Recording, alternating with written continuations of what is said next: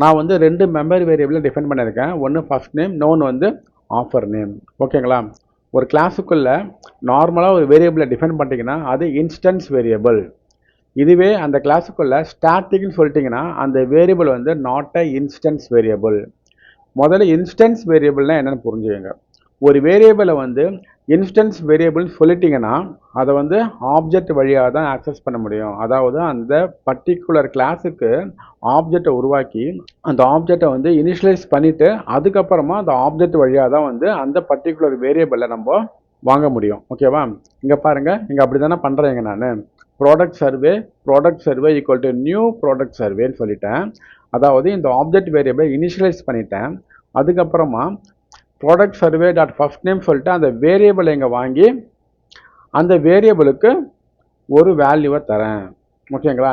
இப்போ இதே வந்து நீங்கள் இப்படி சொல்ல முடியாது. Class name dot first name, அதாவது ப்ராடக்ட் சர்வேன்றது என் class name dot first name சொல்லிட்டு டைரெக்டாக சொல்ல முடியாது. ஏன்னா இது வந்து இன்ஸ்டன்ஸ் வேரியபிள். நீங்கள் ஆப்ஜெக்டை உருவாக்கி அந்த ஆப்ஜெக்டை இனிஷியலைஸ் பண்ணி அதுக்கப்புறமா அந்த ஆப்ஜெக்ட் வழியாக தான் நீங்கள் வந்து அந்த வேரியபிளை வாங்க முடியும், அந்த வேரியபிளை ஆக்சஸ் பண்ண முடியும். ஓகேங்களா? அதுதான் வந்து இன்ஸ்டன்ஸ் வேரியபிள். ஓகேவா?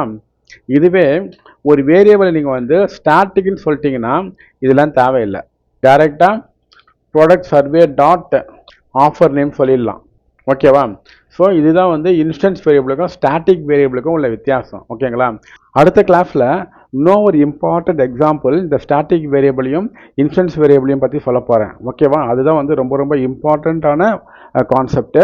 அதை நீங்கள் புரிஞ்சுக்கணும். நீங்கள் எல்லா கம்பெனி இன்டர்வியூலும் அது கேட்பாங்க. ஓகேவா?